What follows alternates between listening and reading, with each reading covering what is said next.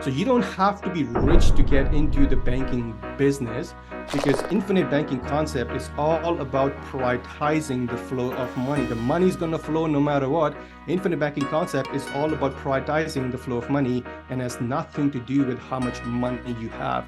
What you have is what you have, and you're going to flow that money anyways. So it's all about prioritizing the flow of money. So we're going to start with some basic foundation of becoming a banker, because there's going to be a few folks who are existing clients who are attending the webinar, but there'll be some folks for who this process is brand new. So we're going to build a foundation so that once we get into case study towards the end, everybody is going to be able to clearly understand the case study, but foundation is important. Now, there's two principles that we're going to talk about today. One is called the recapture interest. Now, again, if you're not familiar with the word recapture interest, you will be familiar with that word by end of my talk. Recapture interest creates a financial tailwind, and you'll see and understand the importance of it in your life, personally, corporately, financially.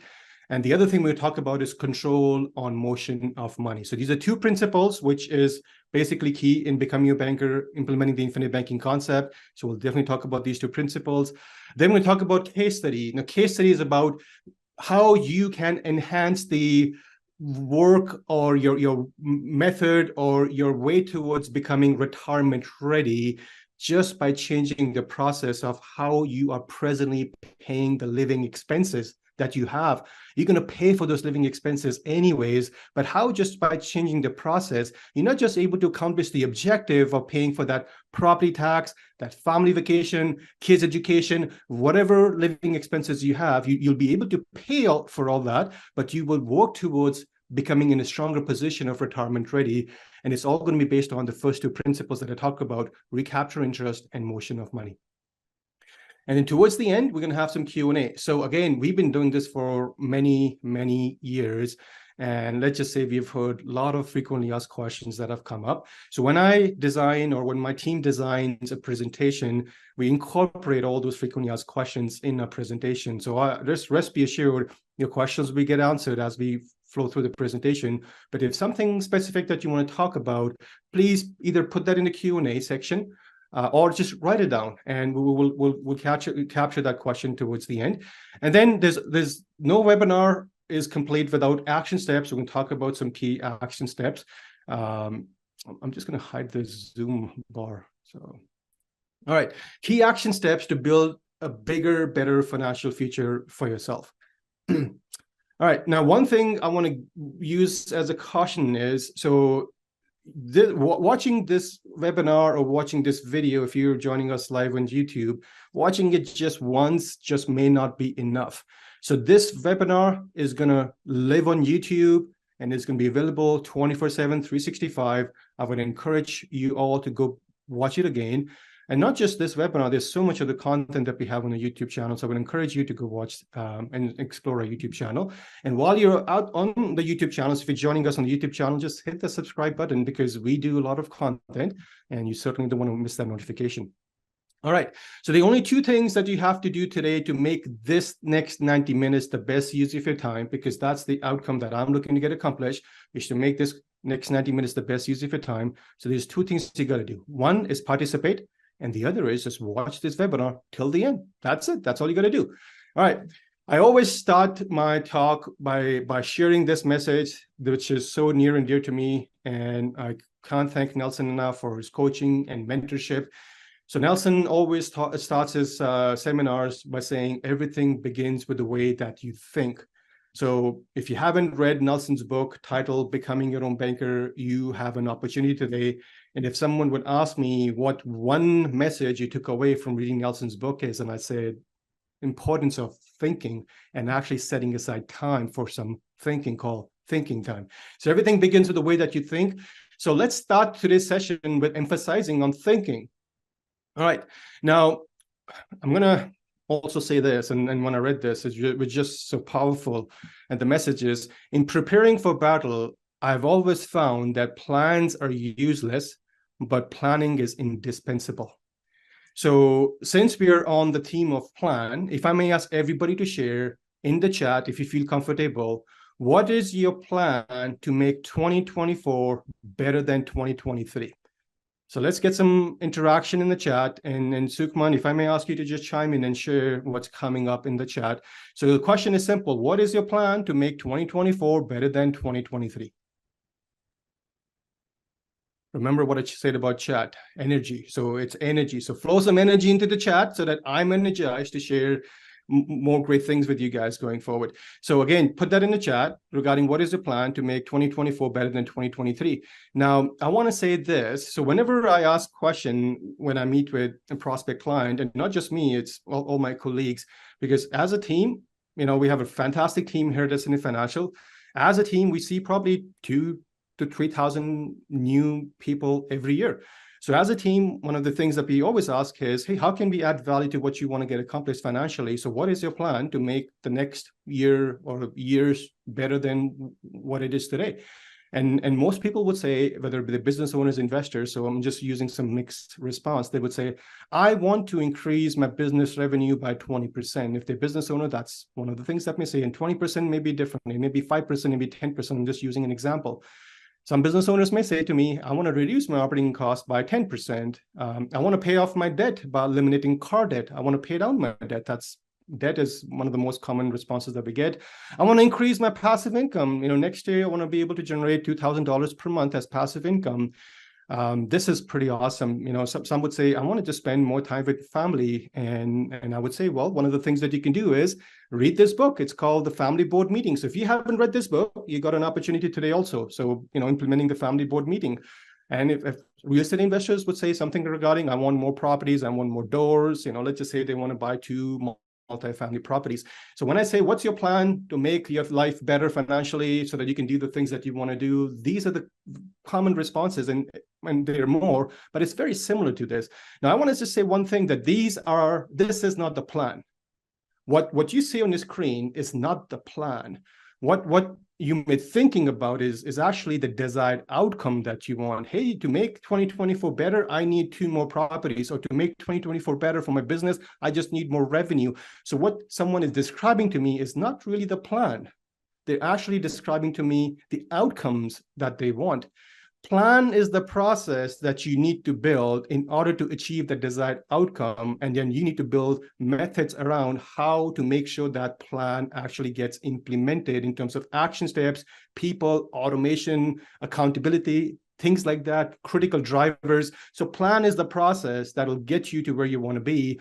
But what I just walked through when I asked this question regarding what is a plan, people would only describe in terms of the desired outcome, not the plan. Right? So the process is the key word. Now, infinite banking concept is not just for rich, which is the theme. So you don't have to be rich to get into the banking business, because infinite banking concept is all about prioritizing the flow of money. The money is going to flow no matter what. Infinite banking concept is all about prioritizing the flow of money and has nothing to do with how much money you have. What you have is what you have, and you're going to flow that money anyways. So it's all about prioritizing the flow of money.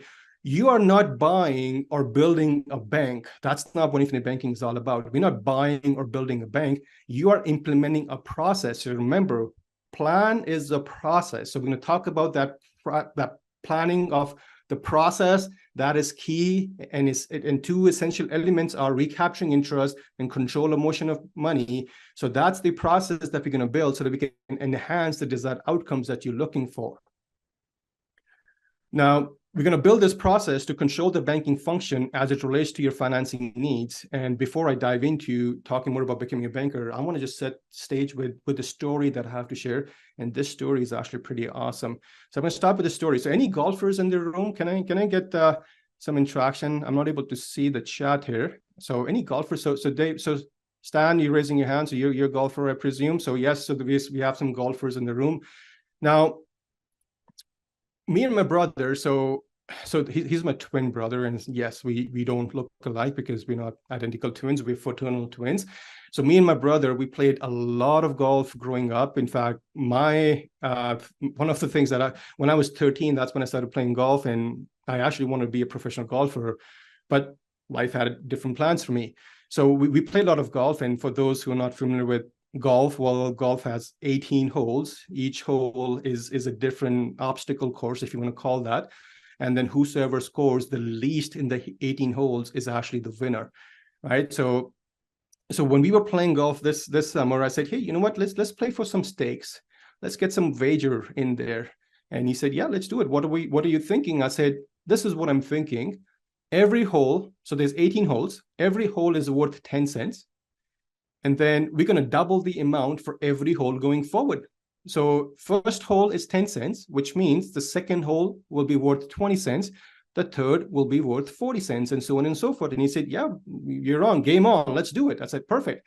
Now, I purposely let him win the first 16 holes.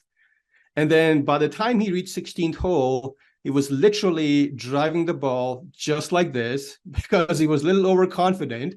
And he's like, I got this. I've won 16 holes. I got 2 more holes to go. But I won the last 2 holes. So I let him win the first 16 holes, but I won the last 2 holes. And then, so here's a scorecard. So I lost 1, 2, 3, 4, 5, 6, 7, all the way to 16. And I won the last 2, number 17 and 18. And he said, okay, what's the tally? I said, well, you won 16, I won 2. And then his question is, how much money do you owe me, Sarbloh? So I won more holes than you. I said, so although you won 16, but I only won 2 holes, but you owe me $13,000. And he said, what kind of math is this? I won 16, you only won 2.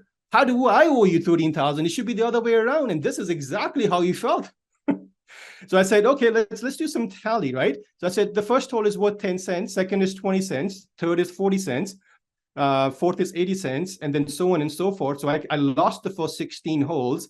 So you can see how much money I lost. If you add all that money, that's how much I lost. So just to tally that, total holes lost 16, total money lost 6,553. I said, are you okay with the math so far? And he said, yeah. I said, well, I won the last 2 holes. So hole number 17 was worth 6,553, and hole number 18 was worth $13,000.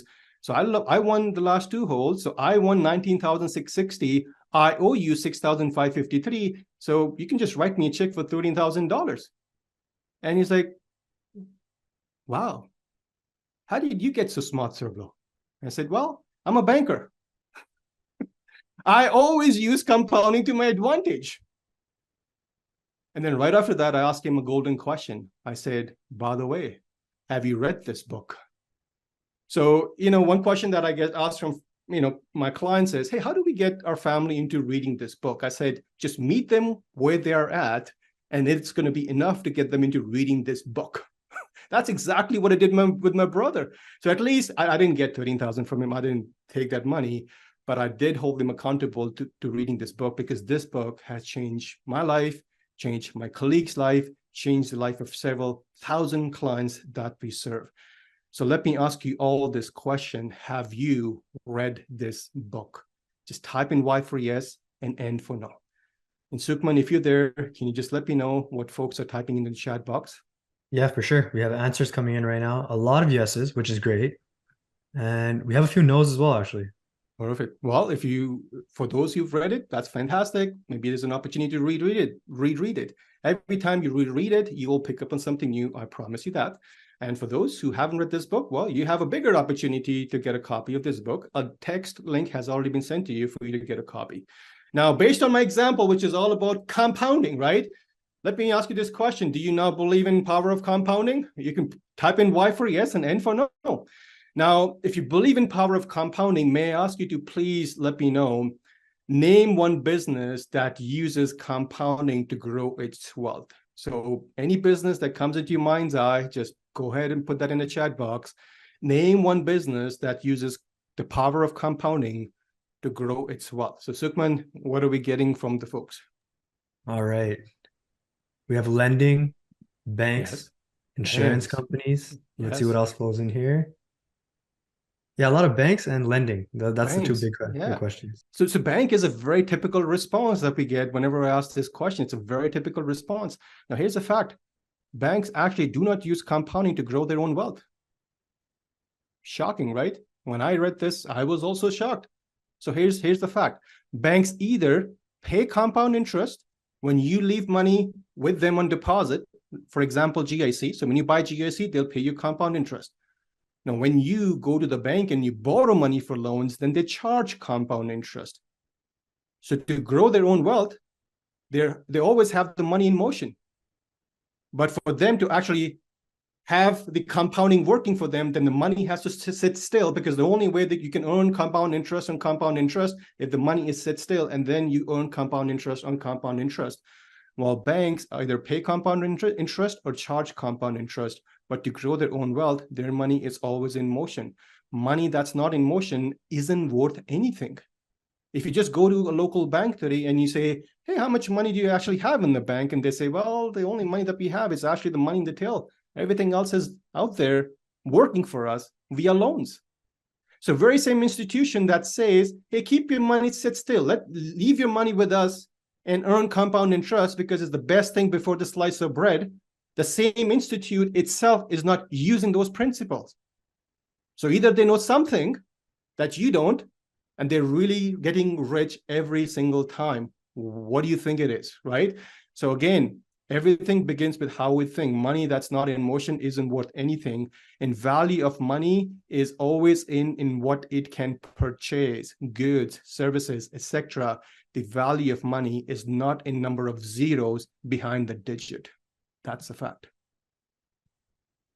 Now let's talk about what are the things that you are using money to buy today. And I just use this to make a teaching point. So you have a mortgage payment, you have a car payment, you have lines of credit, credit cards to pay, you may be buying appliances, or you already may have appliances which you purchase via loan and you're making those payments. You may be remodeling your house, you may have looking to buy furniture, upgrade any furniture, TV, things like that. You're paying for vacation, you're paying for clothes, you're paying for property tax, food, boat payments, healthcare plans, investments, medication, charitable causes, chiro, physio, emergency funds. So you got a list of things that's happening every month. And to buy all that, you need money. So you're always exchanging money, right? Now, all these things that you purchase are actually financed, right? You're either paying interest to someone else, AKA if you have a mortgage, you have a car loan, then you borrowed that money. So you're paying the loan back, which means you're paying principal and interest on the loan. So you're paying interest, that's financing, or you're giving up the interest that you could have earned. So when you pay cash for things, you give up the opportunity for that money to earn interest for you. And it's not just one time that you're giving up that opportunity. Once that money is gone, it's not going to work for you for the rest of your time on planet Earth. So you use your cash, you lose interest, you use bank's money, you pay interest. Well, the third method is going to be the infinite banking concept. And this method has nothing to do with losing interest or paying interest. This method is all based on the principles of recapturing interest. And it'll be clear to you once we go through this session today together. Now, here's something else to think about. So when you use your cash, you lose interest. Who got all the money?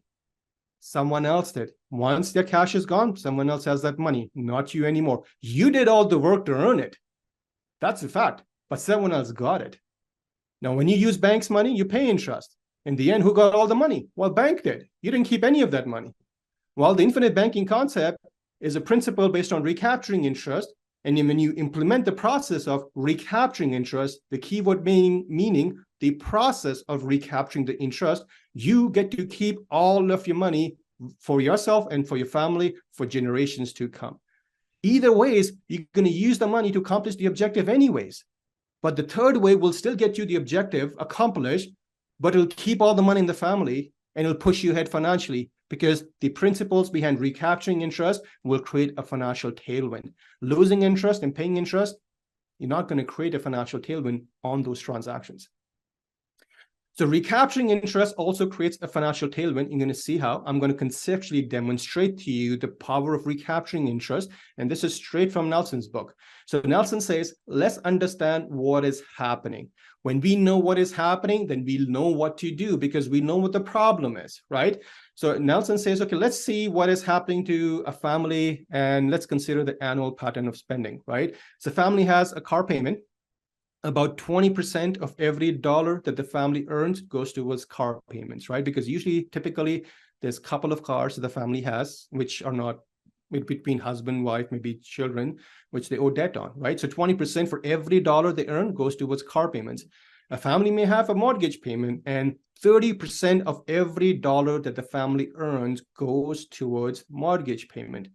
And they have living expenses. 40% goes towards food, clothes, title, vacation, property taxes, insurance, etc.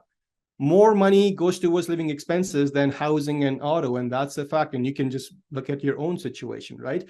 Now, but they're saving, they're saving 10% of every dollar that they earn. And saving is a good habit, because the more we have saved, the more we can use towards making any financial progress. But savings, we can invest, correct?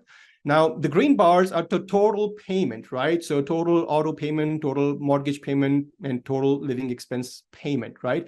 And now you may be wondering, well, I'm paying cash. I'm not making a payment. It's a cash, right? Well, when you transfer money via cash, it's a payment to someone else's system or bank for the exchange of goods and services. There's always a payment. In fact, saving is also a means of payment. You just don't consider saving money as a payment. When you set money aside every month, you're setting aside every month. That's a payment that you're making. It's a principle about paying yourself first, but it's a payment that you have to make. Every transaction that you have is a payment. That's a fact. Now, the red bars represent the interest volume. So the 5% is not the rate of interest on car. 5% represents, for every dollar that you earn, 5% of that is leaving the family on interest payment for that car loan. For every dollar you earn, 25% of the dollar is leaving the family on the interest on the mortgage. For every dollar you earn, maybe 5% of the dollar is going towards living expenses, like credit card debt, lines of credit, boat payments, etc. Now, when you add up all the red bars together, which is basically the interest volume, the dollar amount in interest that you're paying, not the rate of interest, when you add up all those red bars together, it becomes about 35%. So basically, for every dollar you're earning, 35% or 35 cents is interest payment. That's basically what Nelson is teaching us in this example, right? Now, 10% saving is a good habit, right? So think about this. Saving is a good habit, so 10%. So for every dollar you earn, you're setting aside 10% for saving. So that's one step forward towards financial progress. But you're giving up 35% of every dollar in interest payments. So you're actually taking back 3.5 steps backwards. So you take one step forward and you go backwards 3.5 steps. That is what is happening in this transaction. The other thing it's important to recognize is, we all think about investments and rate of return. So if I take this savings, which is 10%, and I go invest it, doesn't matter where I invest it, and let's say I get 100% rate of return. So 100% rate of return will take my savings from 10% to 20%, correct? Is 20% still less than 35% in interest payments? You bet it is.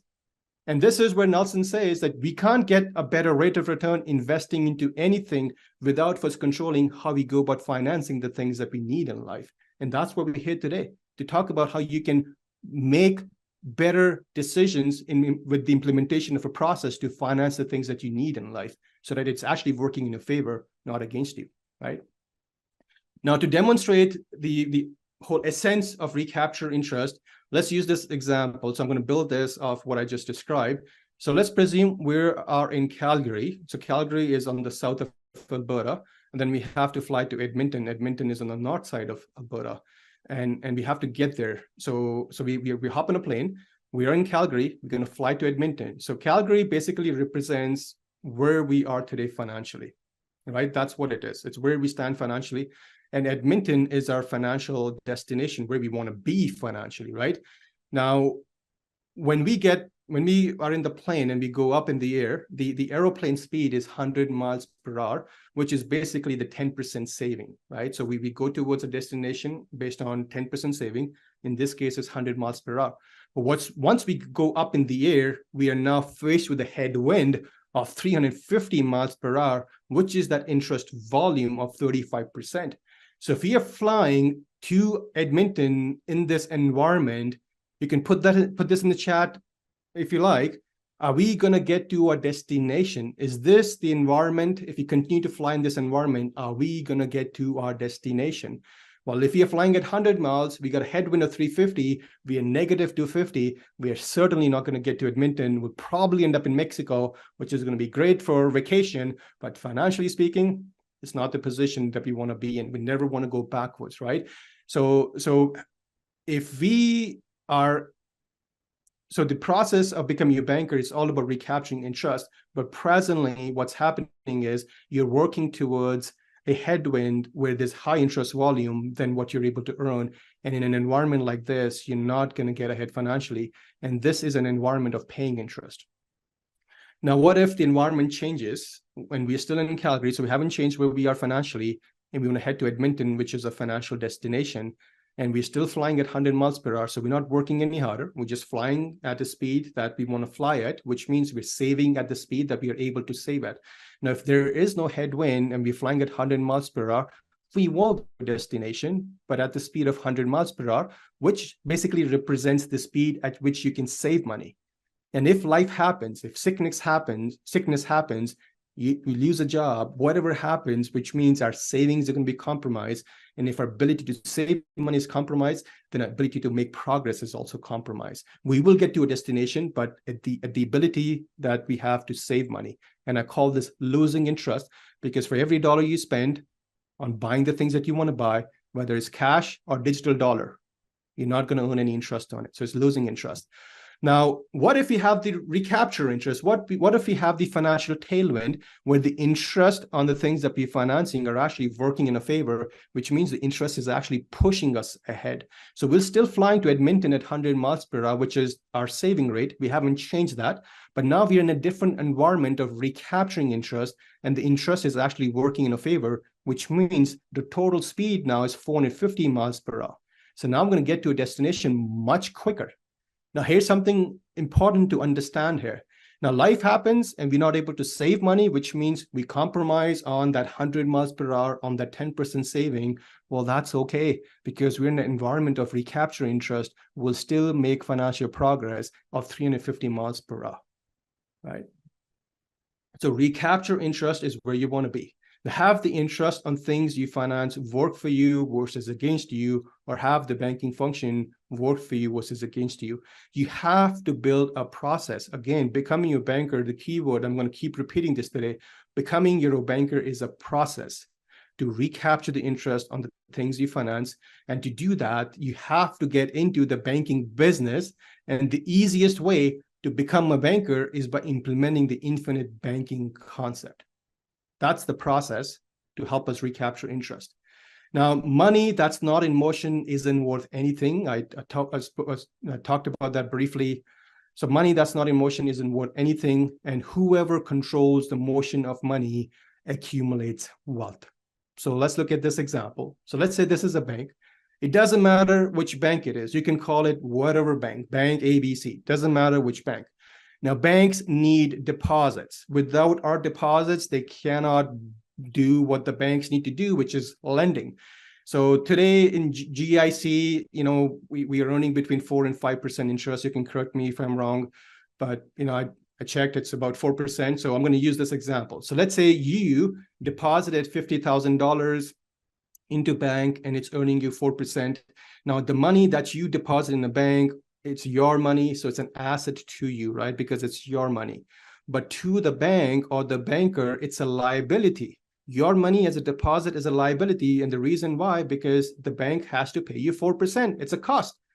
And the other thing is the bank knows that you can come and take that money out at any time. So what you call an asset, they call a liability. So bank has to make profit, so they'll start lending that money right away. Let's just say someone wants to buy a house, and today the mortgage rates are 6%. So the bank now lends the money to 6%. Bank got this money from your deposits, not from anywhere else. Our deposits are what the banks use. So the bank is paying us 4% on the deposit, and they're charging 6% on the loan. You can see the spread between these two transactions is 2%. So that's one thing to pay attention on, is the spread that the bank has on that transaction. And the other thing that you have to pay attention on, bank is in business of also recapturing interest. You never saw it. So if bank is paying us 4% and they're charging 6%, didn't bank recapture the cost of paying 4% in the 6%? So bank is also in the recapture business. They're just calling it the spread. That's what it is, right? So they are in recapture business. So recapturing interest comes from them. We're just going to do what the banks do, right? So banks recapture interest, and why don't we? So the bank spread is 2%. That's the recapture. And someone who, is selling the house, someone who's buying the house gives that money to the seller, and the seller will put that money right back into the bank. It doesn't matter which bank that money ends up into. It all ends up into one giant banking system under the umbrella of the central banks that we have in our country. Now, someone wants to take a car loan. They go to the bank, borrow money at 7%. The person who's buying a car gives them into a dealership. Now, dealership doesn't have a big, huge mattress in the back where they stack all the money. They're going to put the money right back into a banking system, right? So the bank is paying 4% to the depositor. They're charging 7%. So they recapture. The spread is almost 3%. Now, we do house remodeling. So bank lends money at 8% to house remodel, and we pay the contractor. Contractor puts the money right back into the banking system. So out here, the spread or the recapture is 4%. Now we pay off debt at 12%, credit cards, things like that, and all that money ends up right back into the banking business. And the spread or the recapture is 8%. Now, if the bank is paying 4% and the spread on the first transaction is 2%, on the second is 3%, on the fourth is 4%, and on the last is 8%. So if you add up all the spreads, that's 2 plus 3 plus 4 plus 8, that's 17%.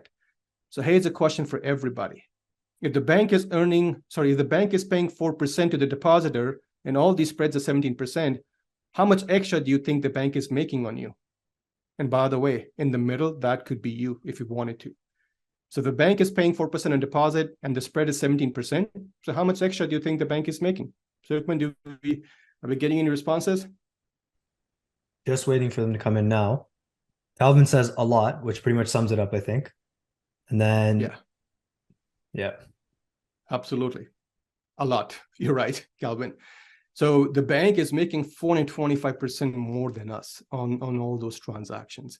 And they did that by recapturing interest and by keeping money in motion and also controlling the motion of that money, because all that money was flowing again back to them. The motion of money was controlled from the depositor, and then all the loans and all the payments coming back. So recapturing and motion all simultaneously happening at the same time. And those are two principles that we're going to talk about when it comes to creating a bigger, better retirement ready plan for you by using two principles. One is recapture interest. The other is controlling the motion of money. All right, going back to that. So if we talk about recapturing the payments on the car, right? So I already did a webinar on this. It's on a YouTube channel. You can watch that webinar. It's on it. And then, so that's the first thing that shows up on this graph that we went over, right? So we did the webinar on that to look into how we can eliminate debt or how we can pay off mortgage and recapture all the interest and control the stream of payments. Well, I've did 2 webinars on escaping debt and then be smarter than bank to pay off the mortgage. So for both, the webinars already exist. For today, I'm going to focus on how to recapture living expenses. And by recapturing interest, by controlling the motion of money on the living expenses, we are going to work towards becoming retirement ready. So by recapturing interest, controlling the motion of money on living expenses, we're going to work towards retirement ready. And why living expenses? Because 40% of your money is in living expenses. And the other reason why I'm talking about living expenses, because I've already done the webinars on the first 2. It's already on the YouTube channel. So please share in the chat. And I'm going to invite everybody to do this. Living expenses, or list of living expenses that you must set aside money for every year. So what are those living expenses? So let's see what's coming up, Sukhman. All right, so we have rent, kids' education fees, mortgage, property tax, Yeah. groceries, holidays, property tax, vacation, lots of answers. Lots of answers, right? So I got some lists here too.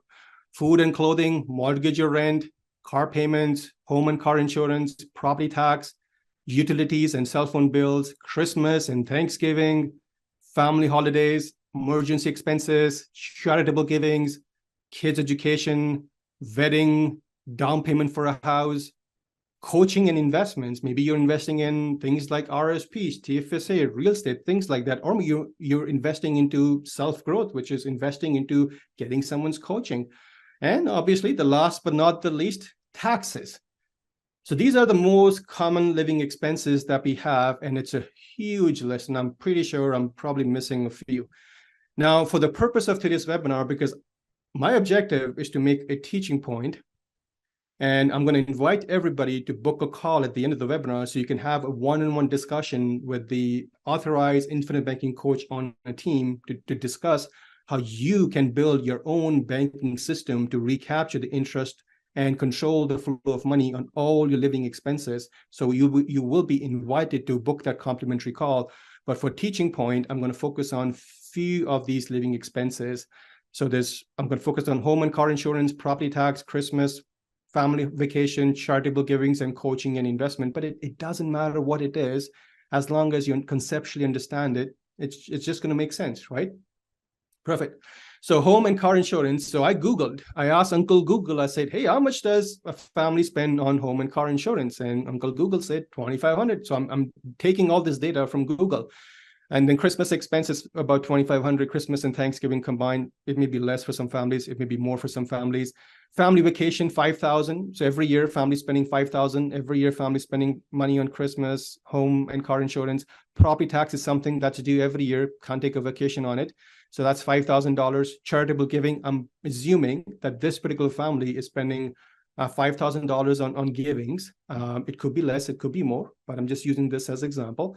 And then coaching and investments. Again, you could be investing into anything, and I'm just using $5,000 in this example, right? So these things combine at $25,000 per year. Now it could be $25,000, it could be $2,500, it could be $250,000. It doesn't matter what the amount is.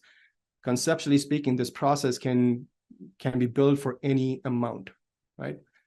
All right, so total combined is $25,000, and this is what we're going to use for case study. I'm going to show you how this family can continue spending $25,000 every year like clockwork on the things that they need, but simultaneously they're going to recapture the interest, and by controlling the flow of money, they're going to come out ahead financially, not just on the transaction, but also for the future, for retirement ready. Retirement is non-negotiable. That day is going to come when you're just not going to have energy to work, and you're going to rely on some of the financial savings and investments that you have. So if all you can do is change the process of how you're going about buying these things, and it's going to put you into better, stronger financial position going forward, ask yourself this question: is that process worth it? And if it is, then you're in the right webinar today.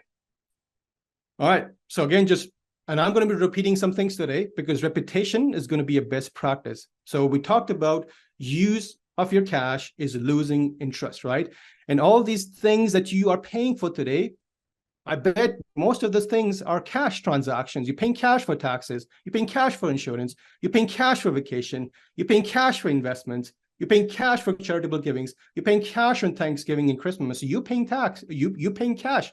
So if you're paying cash, you're losing interest.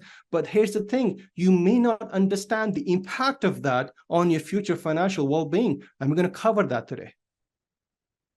So how much interest did the GIC pay today? So I'm going to use this just as a framework. So I know we talked about in that example that you saw in terms of motion of money with the bank, I use 4%, but some GICs are at 5%. So I'm going to use 5%, and let me know in the chat if you agree. Just put in yes if you agree.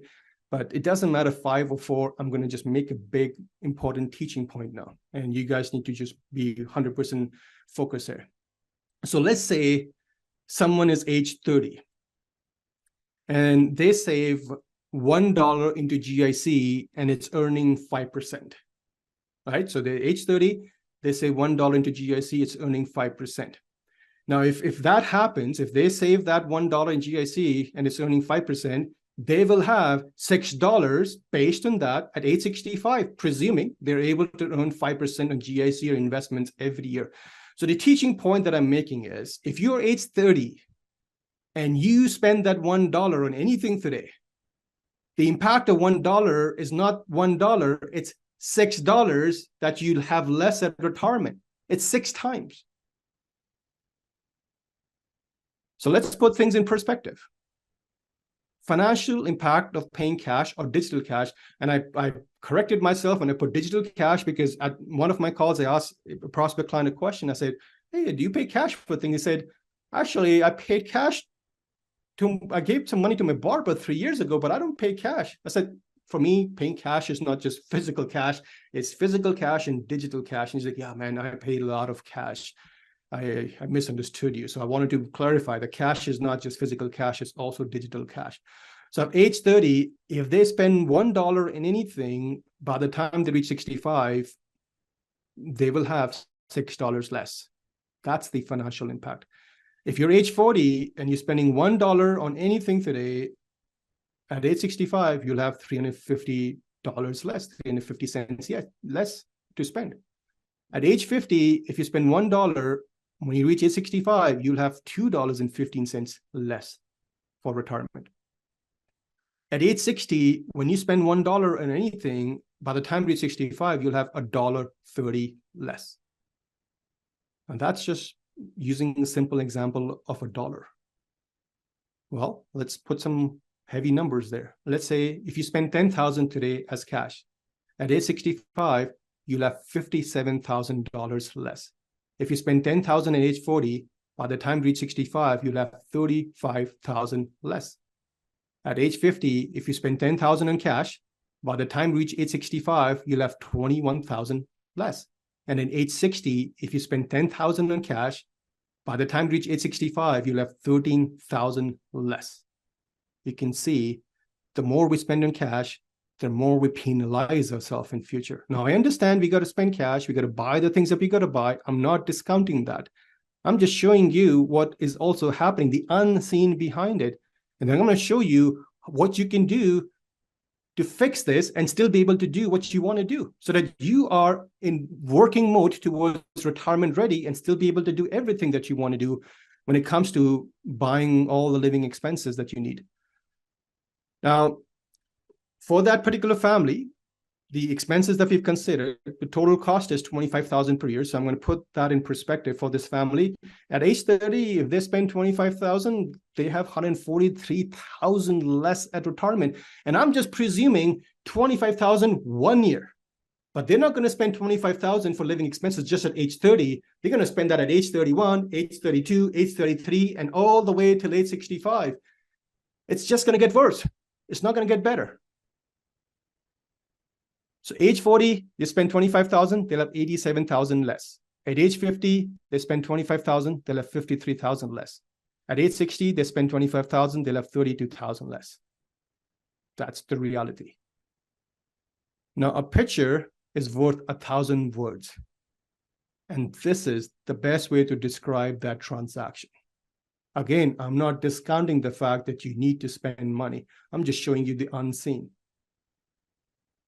If you weren't aware of future financial impacts based on the things that I have just shared, I'm here to share with you that it is not your fault because you didn't know about it.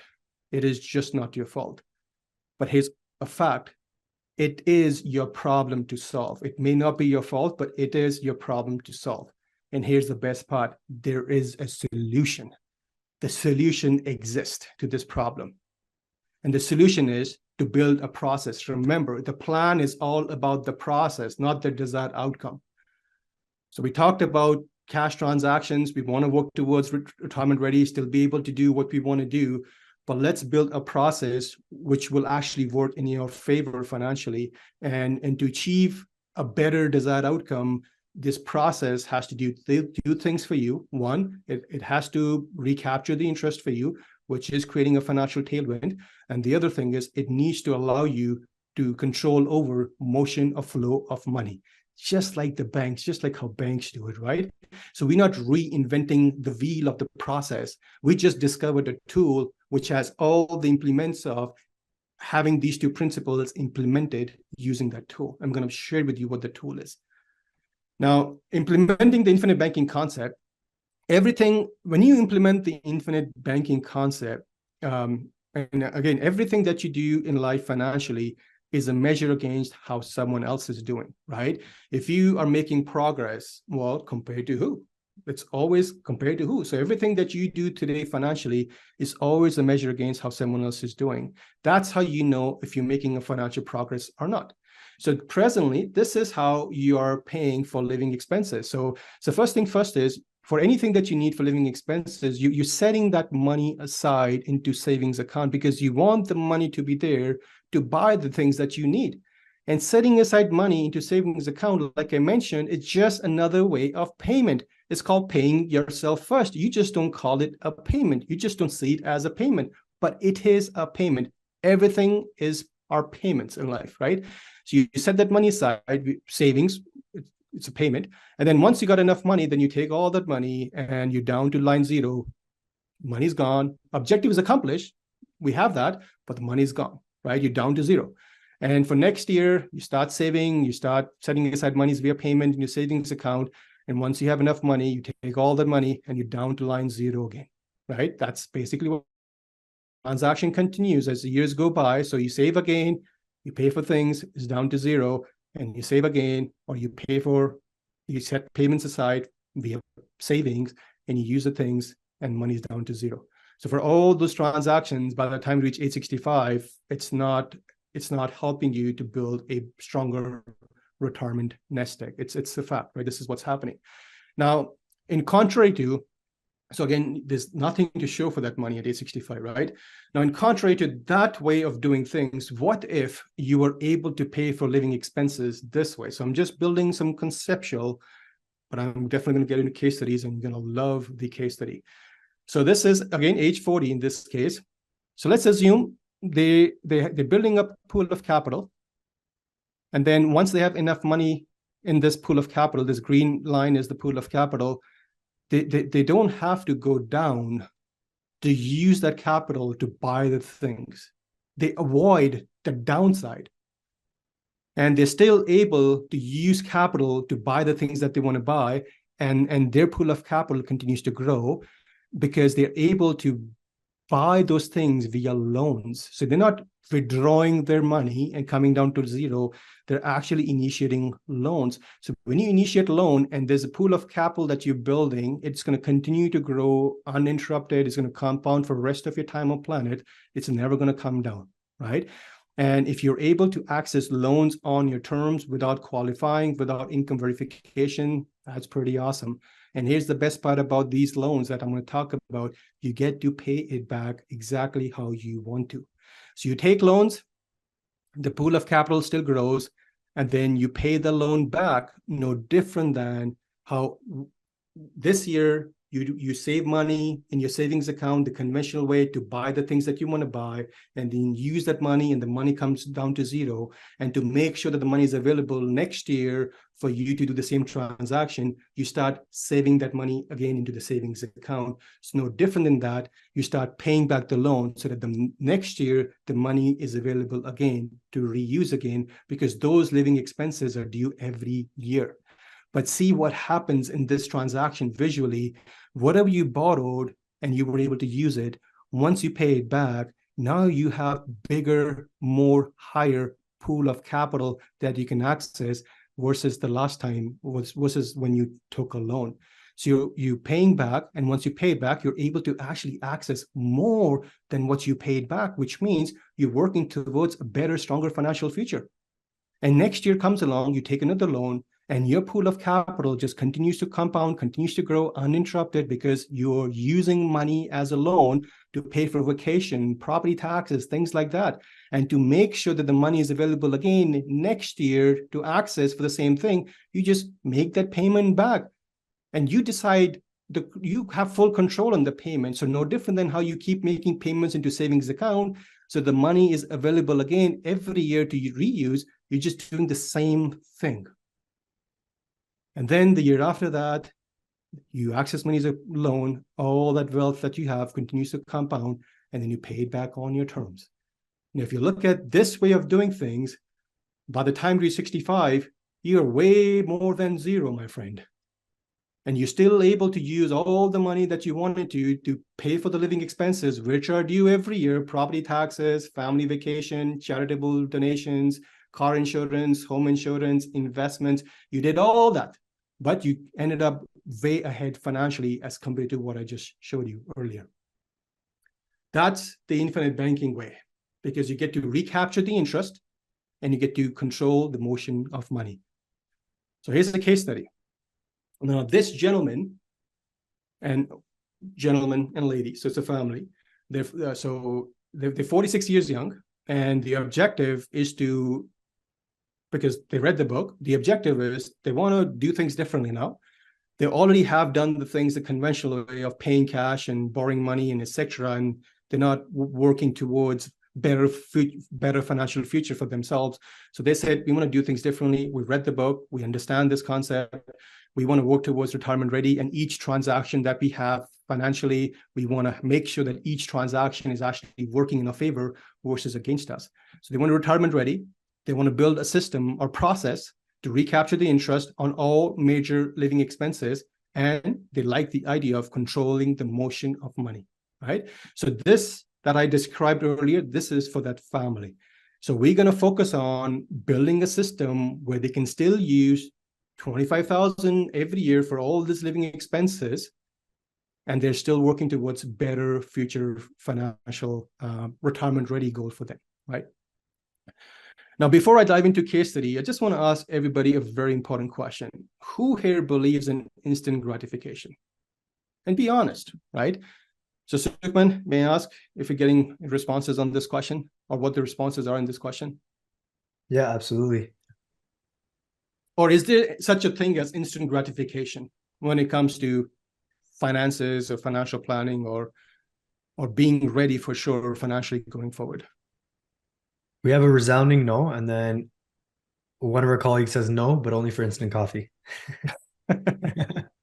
Yes. So if you say no to that, then you're going to love what I'm going to say. And then it's a fact that anything worthwhile is a process, is a matter of time. Nothing is achieved overnight, right? So here's an important question that I'm going to ask you. Are you worth today 77 cents an hour? Just put a Y in the chat, or put N in the chat. So are you worth 77 cents an hour? I know you're worth way more than that, but I'm just asking if you're worth 77 cents an hour. So Sukhman, what are we getting? This one's lots of Y's. Yeah, this one's easy, Sarbloh. A lot of yeses. All right. So 77 cents per hour, and they're 40 hours per week, 40 working hours per week.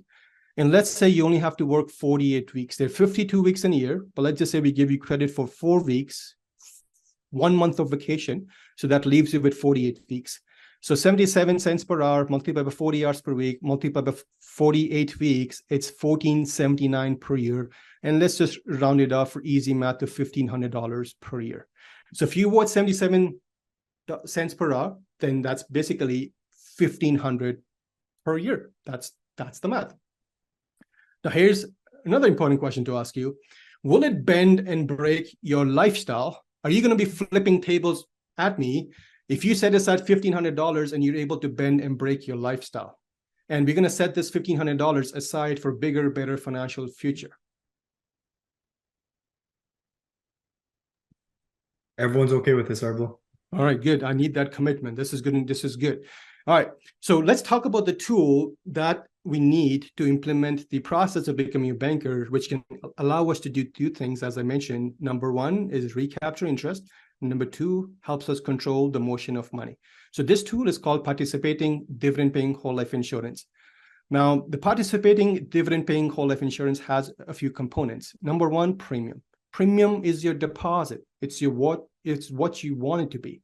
So I asked if everybody is worth 77 cents an hour, which is $1,500 per year. So that's going to be the deposit for this family, because I literally asked that family the same question, and their response was exactly your response. No, I can set aside $1,500 per year. I probably spend more on coffee per year. So I'm okay intentionally putting aside $1,500 per year if it's going to help me build a bigger, better financial future. So premium is your deposit. Now, the other thing that the policy has, because it is a life insurance policy, that's the underlying tool that we're buying. So there is death benefit. And that benefit is just basically what it is. It's the benefit that is paid at death. And that benefit is paid tax-free to your loved ones. Then there's cash values. Now, cash value is your capital, which you can access while you're alive, So while you're alive, you can access cash values, and cash values grow tax-free on daily basis. And it grows on daily basis to fulfill it's grown by the insurance company on daily basis, tax-free, and insurance company is on the hook to fulfill a very specific contractual guarantee, which applies to this policy. And the contractual guarantee is cash values must match the death benefit by age 100.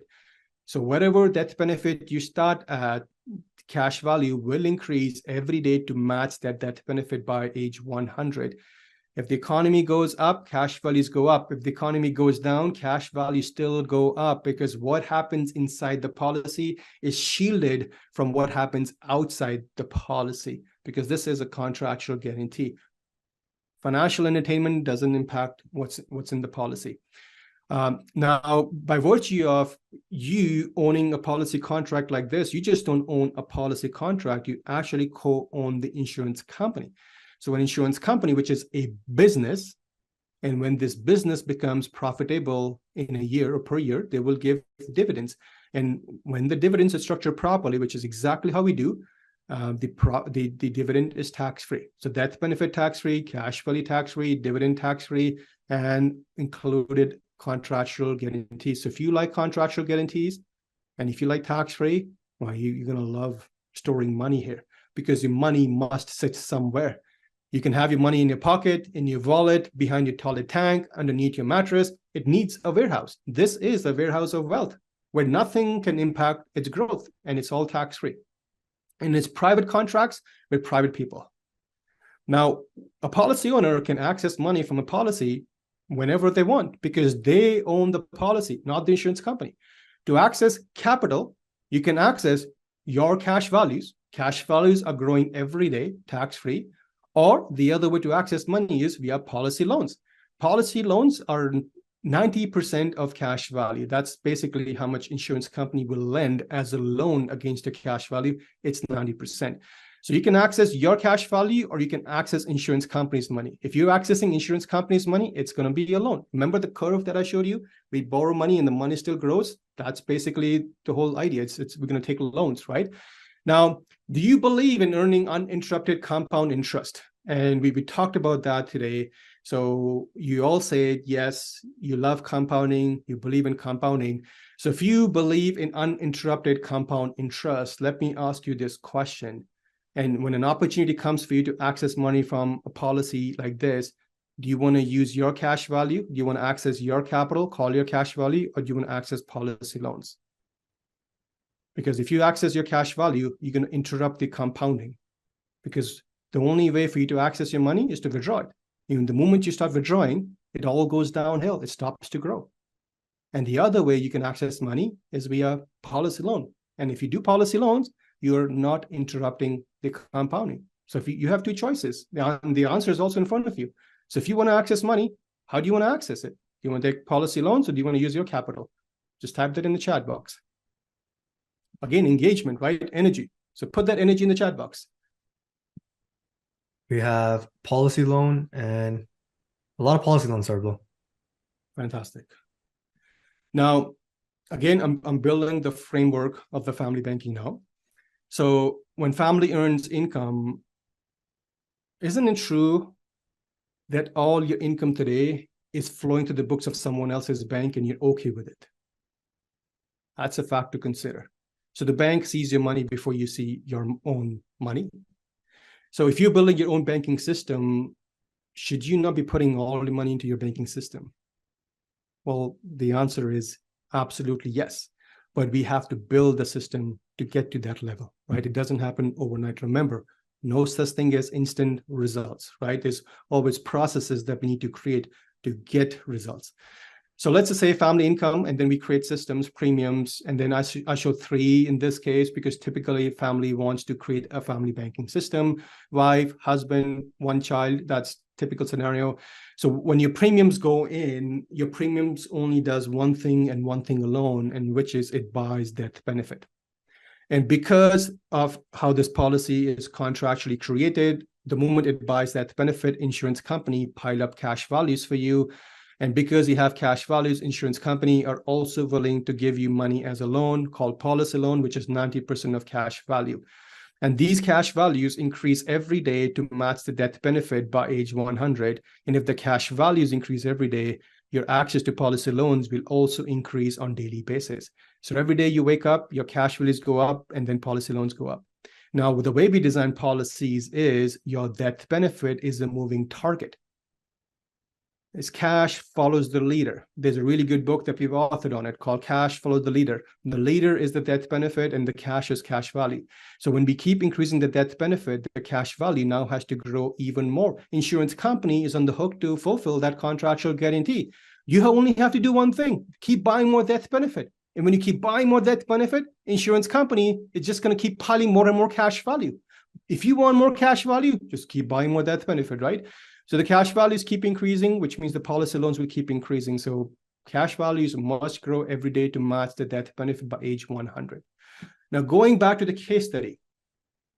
So when it comes to premium, there's two components on the premium, right? So premium buys death benefit. We just covered that. But there's two components on the premium. One is called the required premium, right? So when I asked everybody, are you worth 77 cents an hour? And that math came to $1,500. So that $1,500 will go in as required premium. Think about required premium as a foundation that you're creating to build more stories on top of it, right? And those extra stories on top of it, those stories are called deposit option. So those extra stories that you can, or those extra layers that you can put on top of the foundation, extra stories, if you're thinking in terms of multifamily property, you buy those extra stories by the deposit option, and it's optional, it's not required. And in the policy like this, and this male is age 46, his family's age 46. So when we put in the base foundation of $1,500 per year, that premium, it creates room to put $5,000 on top of that as deposit option, right? Now, together, required premium plus deposit option, that becomes total premium. So the total premium that can go into this policy is $6,500, out of which $1,500 is required, $5,000 is optional. So again, this is a visual. So I want you to think about, this is a picture that I Googled. And so you can think when Empire State Building was just getting set up, right? So they had to build a very strong foundation to build at that time the tallest building on planet Earth. So think about that strong foundation that you have to build for your bigger, better financial future. And that is built using that minimum required premium, which is $1,500. And so you can see this black in the bottom, that's the foundation. This black is the $1,500 that you're putting in. And as that Empire State Building, as they added more and more stories, think about deposit option going in and building more stories. If you are buying more stories on a multifamily, which means you're going to build more cash, right? Because then you can rent out more apartments. So very similar scenario. So $1,500 is the base, and $5,000 on top is going to build that base into more stories, which means build up more capital going forward. But you cannot have a strong building on a weak foundation. So the foundation is critical. That base premium, that base is critical. You must have heard the song, "It's all about the base." Even in this, it's all about the base, the required premium, which is $1,500, right? Right. So the required premium is $1,500 per year. The deposit option, so we're going to put those deposit options into policy, which is $5,000 every year from the monies that they are already setting aside in bank savings account for the purpose of paying for those living expenses, the property taxes, those charities, those investment monies. So we're going to gradually move those monies that they already are setting aside in a commercial bank into policy, into deposit option. And then we're going to use the policy loans to finance those living expenses. And then because they have to make sure that the money is available next year, they have to just pay back the policy loan, which is another way to save money, no different than that. How they were already doing with the savings account, they were stacking money up, and then they were using that money to pay for whatever they want to pay. And to make sure that the money is there next year, they were stacking money up again. They were repaying into savings account, right? So they're recycling the money through someone else's bank. They're going to do the same thing, but through their banking system. And let's see what the outcome is going to be. All right, so source of deposits are going to be all these living expenses that we're going to recapture. Now, just a heads up. Now we're going to get into a lot of numbers, right? So if you are tuning in to this webinar via a cell phone, I would advise you to please switch it over or turn it over into a landscape mode so that you have a bigger visual. But just a heads up, maybe take a deep breath because we're going to get into some numbers, and I'm going to need everybody's 100% uninterrupted attention on the values that I'm going to show. All right, so we're going to build the foundation using required premium. Now, one thing that we did for this family is we backdated the policy so that we can start the policy 1 year in the back at age 45, right? They're 46. And so today is November 2023.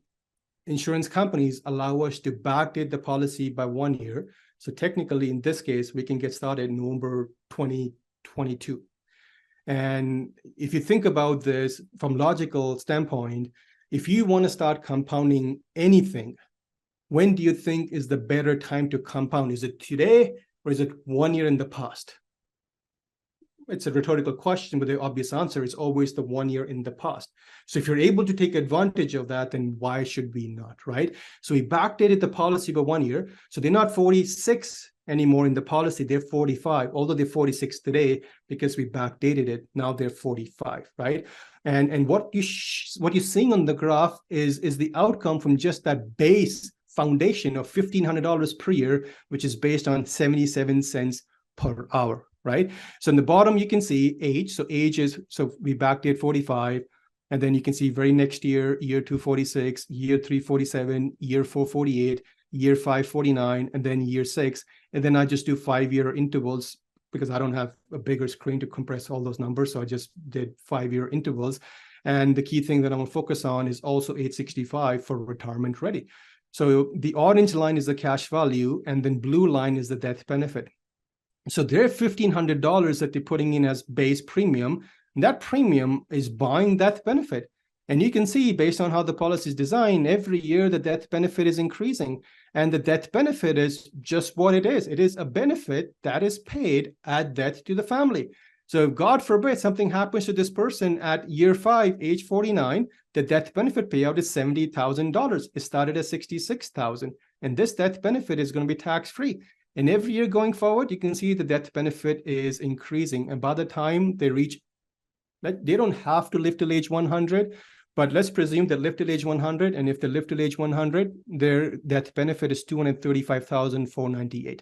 Now, because the premium bought death benefit, insurance company is now piling up cash values. And cash values is the orange line. And cash value must grow every day to match the death benefit by age 100. Now, I'm not showing you the values in the policy every day because it's just going to have way more numbers than what it can handle right now. I'm just showing you what the values are going to be at the end of every year, right? So if we backdate the policy to November 2022, just using today as example, and they put in the base for last year, then basically this is the cash value today. And if they start the second year today at age 46. So this is the cash value at the end of second year, right? So these are the values at the end of every year. But today they're 46. They're just backdating it. So they're going to have 2006 in cash values just by putting the basic premium at the end of second year. And you can see the cash values are increasing. Do you ever see the cash values go down? Again, it's a rhetorical question. The cash values can never go down because cash value must grow every day to match the death benefit by age 100. And at age 100, cash values and death benefit are exactly the same, $235,498, right? So again, economy goes down, cash values still go up. It's not interrupted with what happens outside. Now, again, we're just putting the foundation, $1,500, right? We're just creating a foundation to build more stories on top. So 1,500 multiplied by 21 years. So from age 45 to age 65, let's just say that's 21 years. That's 31,500. So if all they did was just put foundation, and by the time they reach retirement, they're going to have 42,829 in cash value. Yes, it's more than what they put in. Yes, it's not exciting to see they put 31 to get 42, but the basic of foundation is to is to make sure that everything is steady going forward. We're going to build more skyscrapers. We're going to build some more stories on top of that, and that number is going to increase, and you're going to get excited about it. But that's just based on foundation that we're creating right now, right? So I wanted to make sure everybody understands this. Once we get into moving the monies that they have for already set aside for expenses, moving that money into policy, and just to see what the outcome is going to be. All right. So that's just the foundation, and that foundation is going to help build the process for the purpose of recapturing interest and for the purpose of controlling the flow over motion of money, exactly what the banks do, right? All right, so sources of deposit options, as we talked about, it's going to come from all those living expenses. Combined is 25,000. Now we're just going to readjust all this, and we're going to say, okay, we're going to start with property tax first, and then charitable givings, and et cetera, et cetera. And the reason why is because these are bigger numbers, right? 5,000, 5,000, 5,000. These two are smaller values, 2,500, 2,500, right? Because the power of compounding is to put the maximum today so that that maximum is going to compound in the policy for the rest of your time on planet Earth. So if you put more in the beginning, we're going to have better growth. If you put less in the beginning, we're going to have lesser growth. It's just logic, right? Now, because we backdated the policy, so policy can accommodate, so we have $1,500 per year as basic foundation. But on top of that, the policy can accommodate 5,000 every year as deposit option. Now, because we backdate the policy, we put 1,500 for last year, which means for last year, they can put $5,000 in, which is age 45. And for this year, because we're starting the second year now, we put the 1,500 in, which is the basic foundation. On top of that, they can put another $5,000 in from, in this case, charitable giving. So we are able to take 1 and 2 property tax and charitable giving and actually put into policy right away. One went for last year, the other went for this year, right? So that's $10,000 already moved and saved in the policy. And they had already saved that money to pay for next year's property taxes or next year's charitable giving. We just put that into the policy first. That's all we did. And once that money is in the policy, it's going to continue to grow your death benefit, because premium does what? Premium buys death benefit. So it's going to continue to increase your death benefit, which is going to, by proxy, continue to grow more and more cash value. Because your job is to do one thing, which is to buy death benefit. Because you buy more death benefit, insurance company is going to fulfill their contractual guarantee and actually pile up more cash value. So 1 and 2 are in the policy. All right. So for year 1, again, we put 1,500 plus the 5,000. Year 2, we put 1,500 plus the 5,000. So we are at year 2. So property tax, 5,000, and charitable givings are now in the policy. And we want to make sure that next year they're able to get access to this capital from the policy, because they had kept that money aside to pay for those things for next year, right? All right, so let's see. So cash values at year 2 are 12,004. You can see right here, year 2, 12,004. They need 5 plus 5, which is 10,000, and they have access to 12,000. So this is cash value. Now, they're not going to use their money to pay for property tax and charitable giving next year. They're actually going to take a policy loan because they believe in uninterrupted compounding. If they use their cash values, if they take $10,000 out of cash values, their value, the cash value will go down. But they don't want to do that. So they initiated a policy loan at year 2. Now, what they can access as a loan is 90% of the cash value. So what they can actually access is 10,800, which is 90% of 12,000. Now, they only need 10,000 for next year's property tax and charitable giving, and they already have 10,800 in the policy as a policy loan. So the objective is met, to have the money available to pay property tax and charitable giving for next year. Now, policy loan interest is 6.5%. So whenever you borrow money, there's interest, because policy loan is not your money. Policy loan is insurance company's money. But remember, the whole idea is to recapture the interest. So let's see if this policy owner is able to recapture the interest and create a financial tailwind. So they need $10,000 for next year. They have that money. So they initiate a policy loan for 10,000. They don't use 10,800. They just take 10,000 of that as a loan. And then, because they want to make sure that the money is available again next year to use, because they're going to need money for property tax and charitable giving next year, they just kept saving that money back into policy as a loan repayment. no different than how they would do it with a commercial bank, right? You save up money in a bank and then you use that money for charitable and property taxes, and then you have to resave that money again in a bank to make sure that money is available. It's no different than recycling money through a commercial bank. They're just going to recycle money through their bank. And the way they can save more money is by paying back policy loans, and they control that, right? So they borrowed 10,000, but they got to pay back 6.5%. So they paid back 10,650. The 650 is the interest on the loan. And let's see what happens to the cash values from year 2 to year 3, because they access money at year 2 and they pay it back from year 2 to year 3 so that the money is re-available at year 3. At year 3, you can see the cash values of 13,958. So think about this. They paid back 10,650. 10,000 is principal, 650 is interest, but they're actually able to now access 13,958.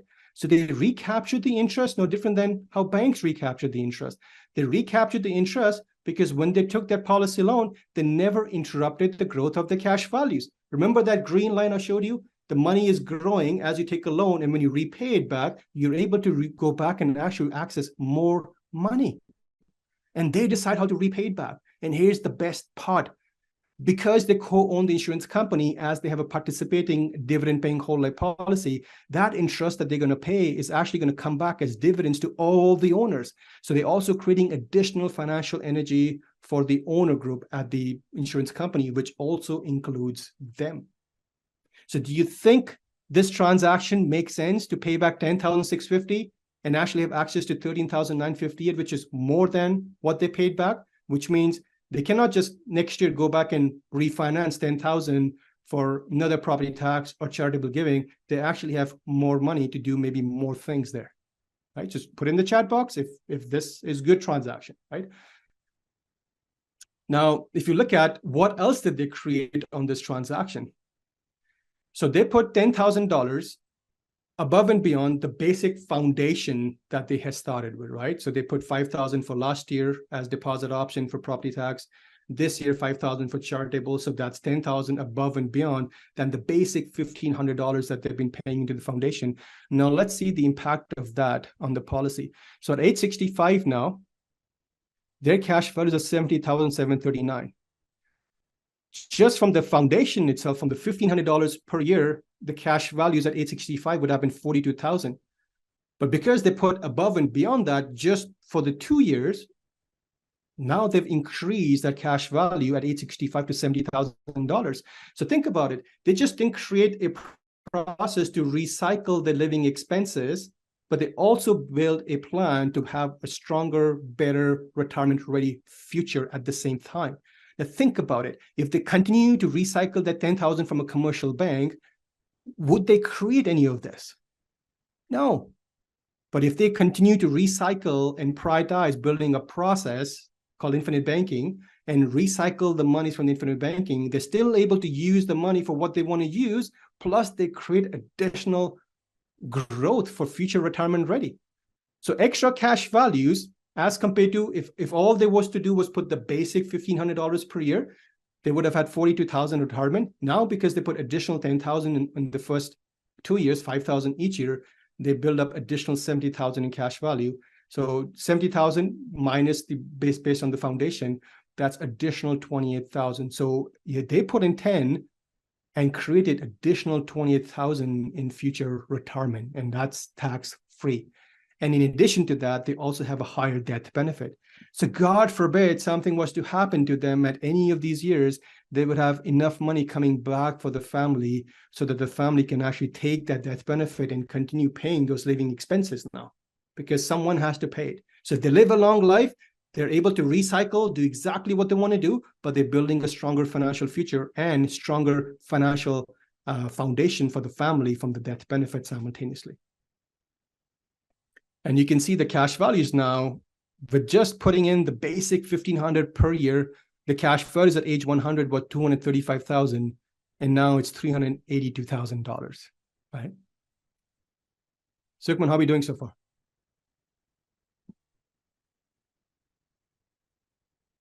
All right. So we're going to move on.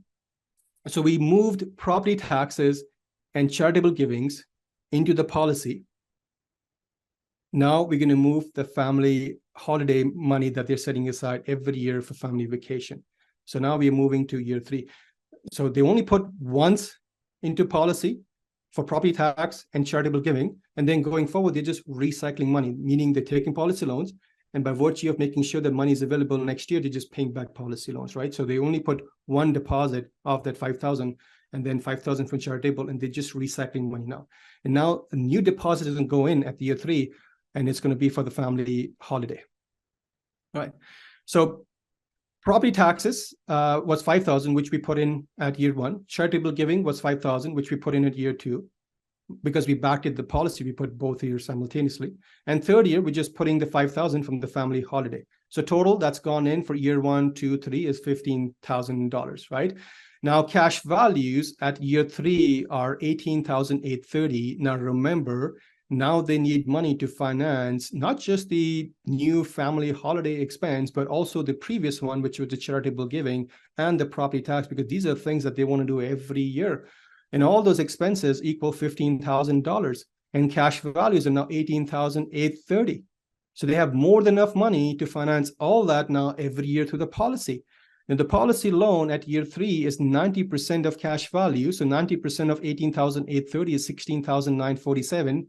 And all they need is $15,000. So there's more than enough money for them to actually access 15,000. They don't need 16,947, so they don't have to access 16,947. They can access 15,000 as a policy loan, cover property tax for year 3, charitable giving for year 3, family holiday for year 3, and then make sure that they just pay back the loan so that they can redo this at year 4. So here's what's going to happen. So policy loan interest is 6.5%. They borrowed 15,000 because that's what they need. And they paid back 15,975. The 975 was the interest on the loan. And you can see the cash value now at year 4 is $20,000. So again, the question is, where can you pay back 15,975 into any bank savings account and have access to 20,947? If you know a bank, let me know. I'll put all my money there. So now at year 4, they got more money, which means they can access more of it. Now here, it doesn't stop here. Here's what else they created, right? So they put in extra $15,000 now. Year 1 was 5,000, year 2 was 5,000, year 3 was 5,000. The total combined is 15,000. So they put extra $15,000. Now cash values now at 865 or 83,589. When they had only put 5,000 for year 1 and 5,000 for year 2, it was 70,739. When they were just paying the foundation $1,500 per year, it was $42,000. So you can see they've grown the future retirement at a bigger scale now. Now, extra cash value, so compared to just the foundation of 42,000 and the 83,000 that they have now, the difference is 41,589. So think about it. They were able to build a system to recycle now 3 living expenses, which equal $15,000. And in addition to this, they've created additional 41,000 just by putting 15,000 into a system like this, 41,000 for retirement. So are you okay putting 15,000 and still be able to do exactly what you want to do, but create additional capital for retirement ready of 41,589 just from that 15,000 that you put in? And the death benefit has grown, right? So 2 things can happen 10 years from today. Either you're alive or you're gone. That's it. 2 things.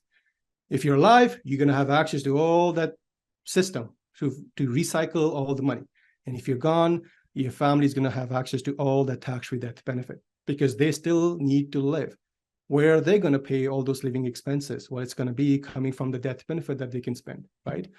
And you can see at age 100, which is the contractual guarantee, by putting 3 expenses, 5,000 each, 15,000. Now the cash value at age 100 is 516,000. When they had only put 2, it was 382,000.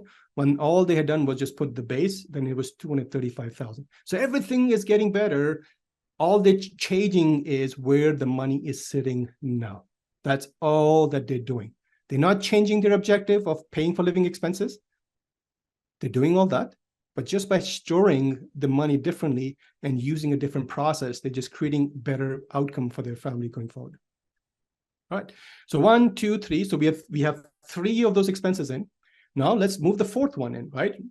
So coaching and investment. So are you now, let me ask this question. Are you setting aside monies for the purpose of maximizing RSPs, TFSA, investments, etc., etc.? Just type in Y into the chat box if you're doing it, right? Now, you have to first save money before you put those monies into investment. And presently, you're saving those money in a commercial bank.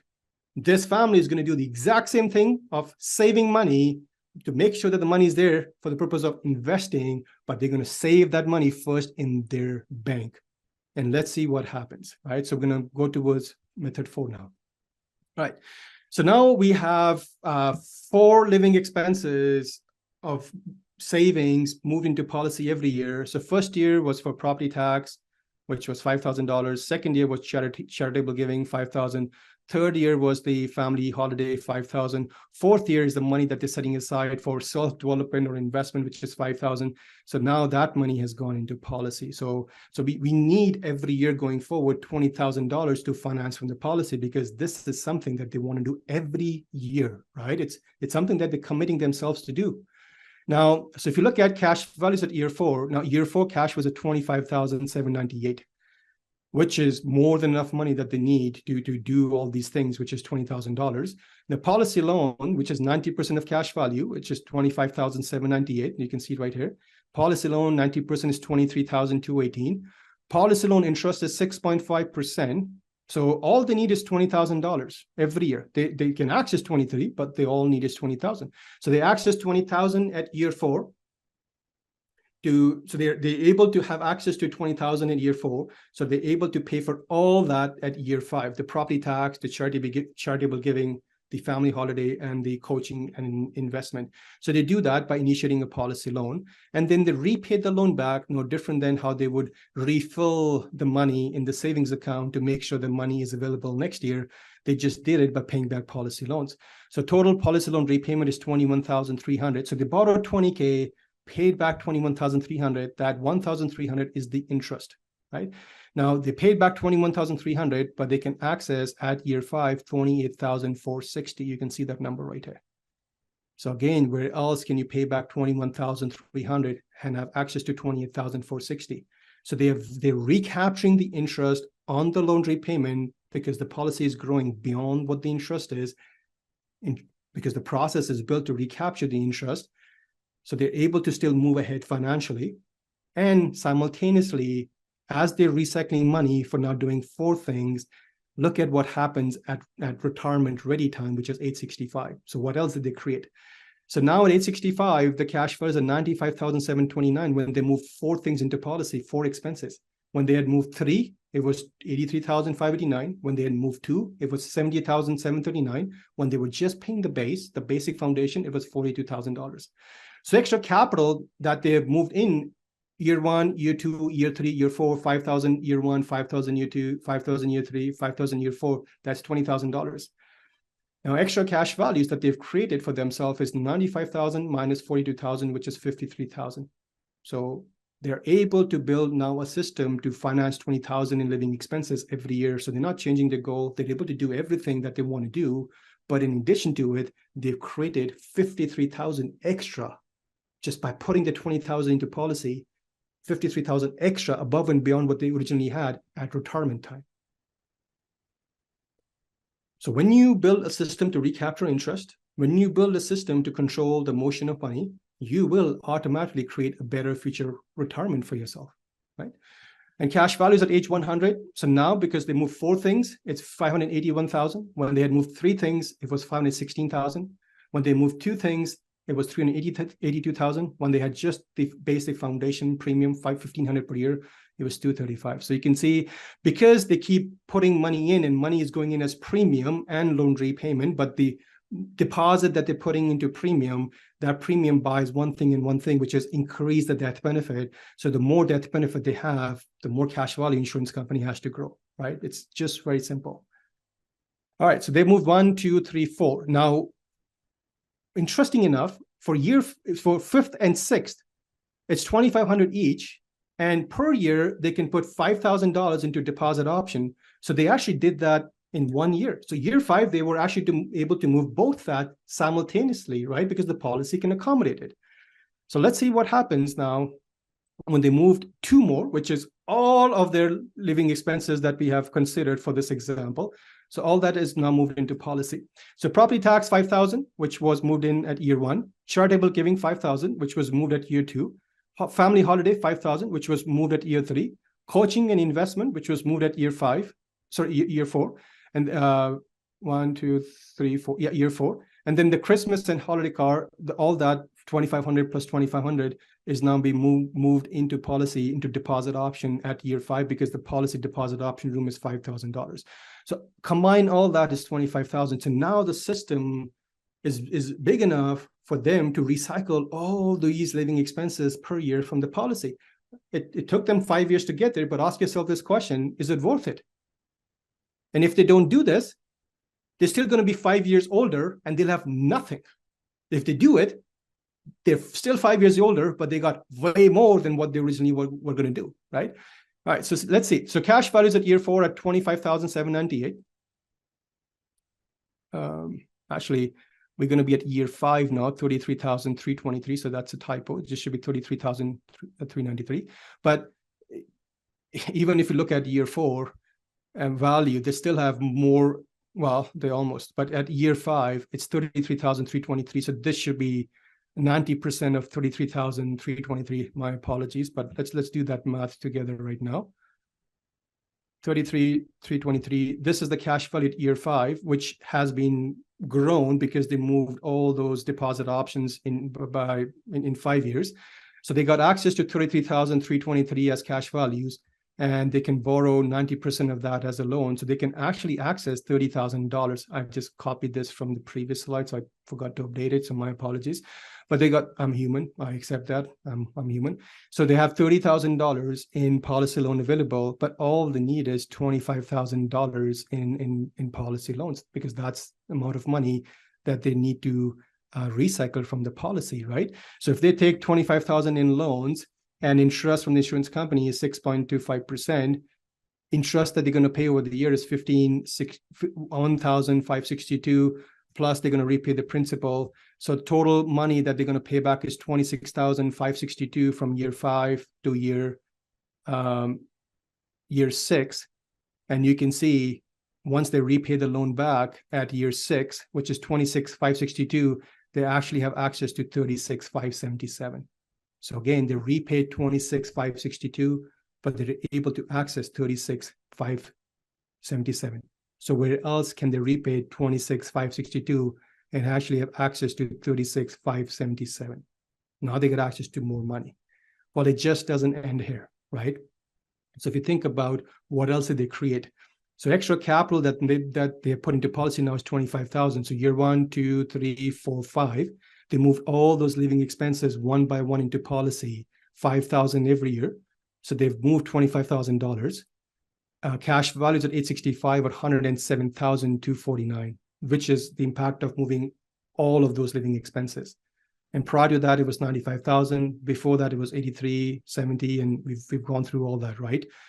Now, 107,000 in cash values at 865 minus what they originally had just based on the foundation of 1,500 per year that they were putting in, that's extra 65,249. So now they built a system to recycle 25,000 of living expenses every year.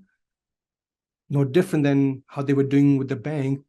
They were able to do all that with the bank, but they're still able to do it better with the policy. They haven't changed the goals. But in addition to that 25,000, they've created 65,000 on top of the original policy foundation at retirement. So they were able to do everything that they're going to do, but more, right? And not to forget the death benefit that has been increasing and climbing, because that day will come when this person is not going to be on planet Earth, because nobody has a lease on life. Everybody has a best before date. They just don't know what the date is, right? Now, that's moving all the expenses, recycling money for the things that they want to do. Plus, we talked about retirement, age 65. But I want to talk about another important thing. and let me know if this is good or not. Isn't this good or not? Let me know. So they stopped putting deposit options after year 5 because they only had, 6 of those expenses, and 2 of those expenses, 2,500 each, were actually moved at year 5. And then prior to that, the remaining 4 expenses were moved. So they only were moving 6 of those expenses, which they were able to do in year 5 years. But starting year 5, starting year 5, so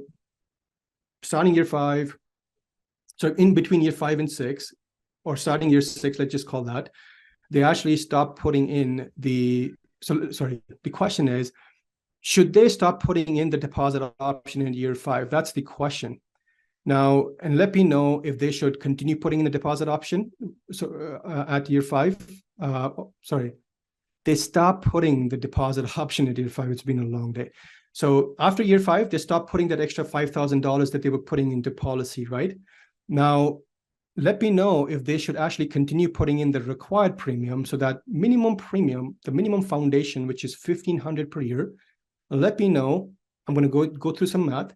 Let me know if they should continue putting that $1,500 every year after year 5, right? Because they have a choice to put the money in, or they have a choice not to put that money in. Now, the cash value growth from year 5 to year 6 is 3254. So basically 36,577 minus 33,323, that's 3254. So if they actually put the basic foundation premium from year 5 to year 6 of 1,500, the cash value growth is 3254. But all that extra deposit option, they stopped putting after year 5 because they moved all that money in 5 years, which is 5,000 per year on top of deposit option. But after year 5, they're just putting the minimum premium in.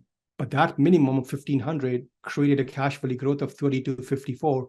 So let me know if they should actually continue putting in the minimum required. Would you be okay to continue to put $1,500 per year into an account, as a deposit into this policy, where for $1,500 you put in, you actually are able to now not just grow 3254 from that year to the next year, but actually able to access that 3254 also if you need more money. If they put $1,500 into a bank, are they able to get access to 3254? Well, the answer is no. If they put $1,500 in the bank, they can only spend $1,500. But if they put $1,500 into policy, well, they get to spend 3254. So type in Y if you agree that they should actually continue putting $1,500 a year, which is 77 cents an hour. So if they continue to think that they're worth 77 cents per hour, shouldn't they just continue putting the $1,500 into policy, because it's going to start giving them more and more money out? But they have a choice, right? Well, Sarbloh, we have a lot of yeses, and then we have a question for you as well. It says, every day and twice on Sunday. There you go. I appreciate you. Whoever said that, I appreciate you. So they should be, Calvin. Oh man, Calvin, that's awesome. So yes, they should put $1,500 into policy every single day and twice on Sundays to get access to 3254. Now that's just from year 5 to year 6. For every year going forward, as they put $1,500, they're actually going to be able to access more than that, because the power of compounding, right? So we've moved all the monies, all those living expenses into policy, and they were able to still do exactly what they wanted to do, which is to make sure that the money is there available to pay for these expenses every year, while they were able to do some other great things in addition to that, right? But if they continue doing this the conventional way, they'll still meet those objectives, but they'll have nothing else to show for it. So choice is yours. Now, summary. Did they change their objective of paying living expenses? They did not. Did they take on any additional risk with the new process, which is the infinite banking concept? Well, let me know. N for no, Y for yes. Did they take on any risk? So Sukman, what's happening? Nope. Everyone says no. Nope. Did they accomplish their objective of using the infinite banking concept for the things that they need money for? The answer is yes. Now, did accomplishing the objective via infinite banking concept create additional financial wealth, which the conventional method didn't allow them to do it? Well, we've seen it. The answer is yes. Additional wealth, not just for retirement, but also death benefit. We cannot negate the fact that life is finite, and that death benefit is going to be paid. Are they also working towards being more retirement ready now as compared to how they were doing before? The answer is yes. Now, here's a question, and I would like and appreciate a response from everybody. What is the downside in becoming your own banker using the infinite banking concept? And you can just be honest with me and just share if you saw a downside in the chat. Just share. Type in what you saw as a downside, and if you don't see a downside, just put in N. I'm waiting for the answers here. Yeah, just a lot of no's. I don't know. A lot of no's. So everybody shared in the chat that there were no downside. Most of you said no, right? So if the answer is no, then what is preventing you from implementing this process in your life personally or corporately? You can do this personally, and if you're a business owner, you can also do this corporately. So let me know what is preventing you from doing it. And here's what you have to do. It's simple step. Text the word schedule to 780-809-4599, and you book a complimentary discussion with an authorized infinite banking practitioner on the team, and let us show you how you can still be able to go buy and pay for those great living expenses that you want to pay for, but just by changing the process, how you can enhance and radically improve the outcome. You can do all that this family was able to do, right? Now, infinite banking concept, and again, I'm just going back to the theme that we have today. Infinite banking concept is not just for rich, right? Infinite banking concept is all about prioritizing intentionally the flow of money. It's going to need coaching, and that's what we're going to be here for, coaching you every step of the way, right? And it has nothing to do with how much money you have. What you have is great. Let's just recycle that money differently so that it actually performs better and as a financial outcome for you. We're not talking about changing your objectives or changing your cash flow or taking on any risk or losing control over your money. In fact, it's all in the opposite that we're talking about. We're just saying get more control, protect your wealth against manipulated stock market, protect your wealth against taxes, protect your wealth against banks and the government, in addition to all the things that we talked about today. So you're going to need the use of money, right? You're going to spend money anyways. You're going to have to do that. Payments in life are not going to end, but you can certainly change how you, or the place that you're recycling all those payments at, right? So just recycle it like a banker. It's as simple as that. So here's what you're going to do. Text the word schedule to 780-809-4599. And then that's what it takes to take the first step in the discussion, and it's going to be a good one. Awesome. I'm going to invite all my team in the back end who's been helping answering questions, managing the chat. So I appreciate you all. And if there's anything that has come up as a question, let's address that as a panelist. So let's go ahead. Or you know what? Let's do a value check right now. So let's do a value check. So on a scale 1 to 10. 1, Sarbloh, go sell ice cream. 10, this was great value addition. Continue doing more content. Put in what you want me to do.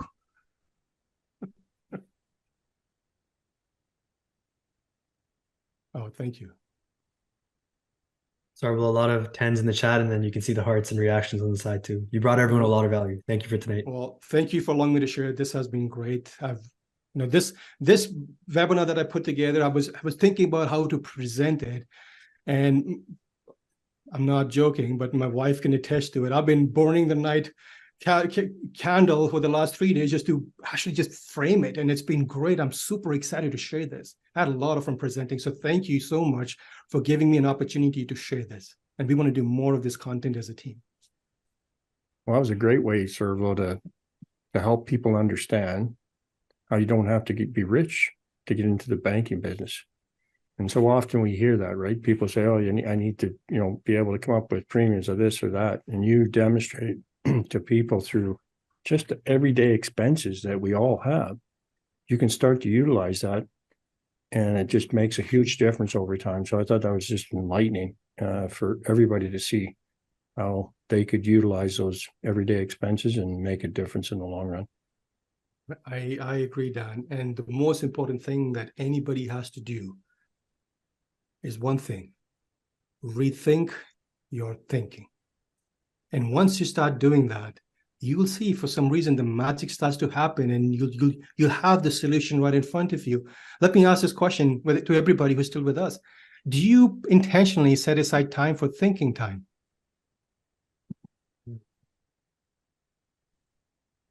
Calvin says yes. David says yes. Fantastic, guys. And for those who are not, I would say, please set aside intentionally time for thinking. It's the best time ever. But yes, if you're an existing client on the webinar, think about how you can expand your program to just accommodate some of those living expenses. And if you're brand new to our community, well, book that call.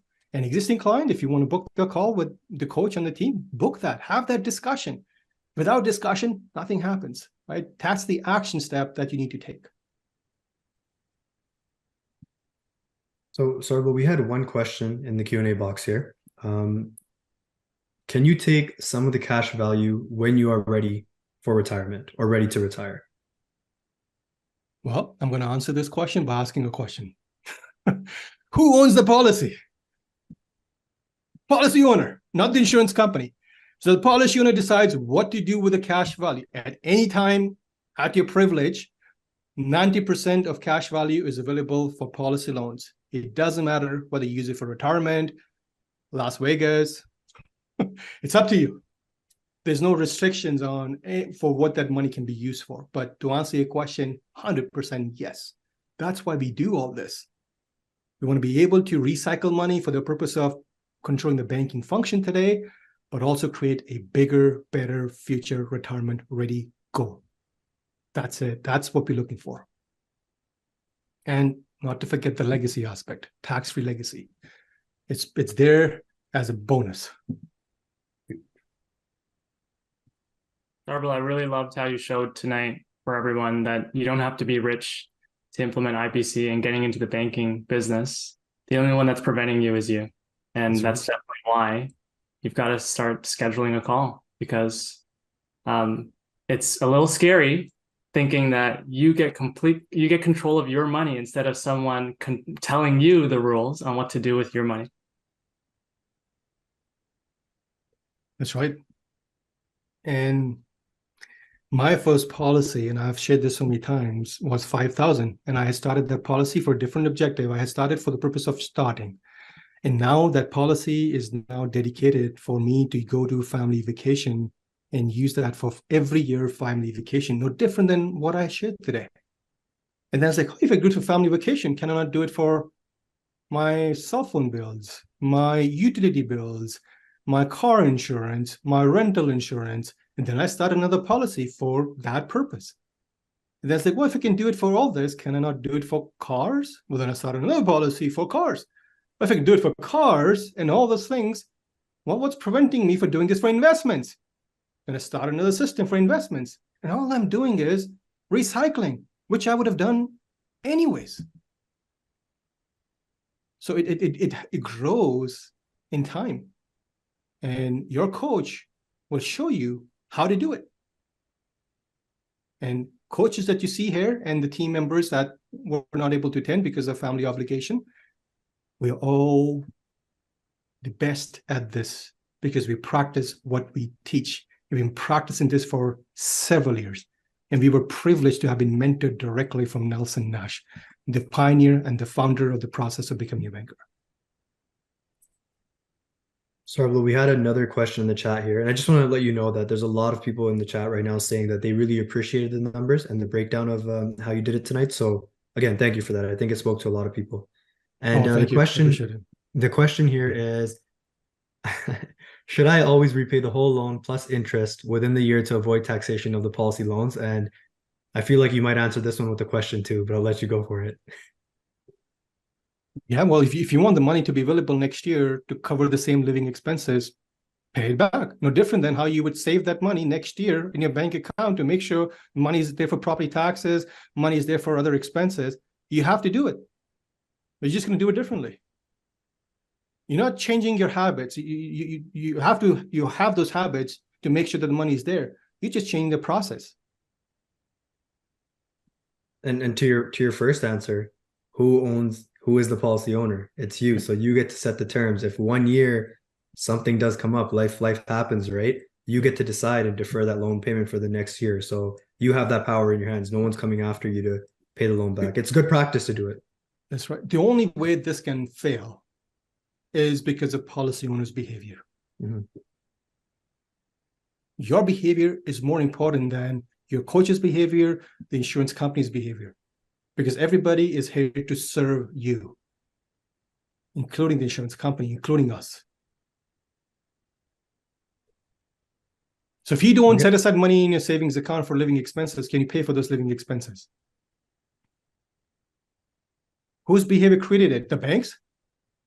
Bank is a depository institute. They will be upset if you don't put money back because they get to use less of that money. So no different than that. If you don't put back the money, then it's your behavior that's going to trigger it. Sarbloh, we have a few more minutes, and maybe for everyone that's sticking around, you can offer them a golden nugget, and even the advisor team here. I know what your biggest lesson is from reading Nelson's book, right? Rethinking Your Thinking, and that's where it starts. The last time that you read Becoming Your Own Banker, what was the new thing that jumped out at you? I would love to know that. Exactly what I described today. I was looking for ways to make this really simple to present, and then two things just keep speaking to me. Sarbloh, there's two important principles that people need to do. One is build a process to recapture interest. The other is to control the motion of money. If people just do those two things, that's all it takes to build a better, stronger financial future. And I've just shared with you exactly what the new inspiration was. It was always there and I knew it, but I just saw it differently now. Because I was like, banks do the same exact thing. All we're going to do is implement the same process. And we already have the amazing tool to do it, which gives us the control and takes the control away from the banks, the government, the stock market. Like, who doesn't want control? Yeah, we got an interesting comment in the chat box there. Like Crystal, I think it is. Wondering if missing something. I thought I could only get a term policy. And something about, is this webinar for males at 45 for whole life insurance? It's not just males at 45. It's like, you can get a whole life insurance policy when you're, less than a month old, and you can get one when you're 80 years old. So all of us here have whole life. Yeah, exactly. We are not all 45 male. Yeah. So Crystal, you just need to book a call with your coach. That was just that. Yeah, it applies to everybody, and it applies, and it works best when you're able to rethink your thinking. And by the way, we're not here selling whole life policies. We're here building a process using a tool called participating dividend paying whole life policy to help finance the things that you need in life. You're going to finance those anyways through your bank. You're going to pay interest, you're going to lose interest. This way, this process is recapturing interest. And the reason why we use a participating dividend-paying whole life policy is because it has all the attributes that are required to you recapture the interest. There's nothing out there that can allow us to do it. We've been doing this for over 15 years. And in our 15 years of experience, we haven't seen anything else out there as a tool that can replace participating dividend-paying whole life policy to recapture the interest, to build the process of recapturing interest. And don't forget the control over motion of money.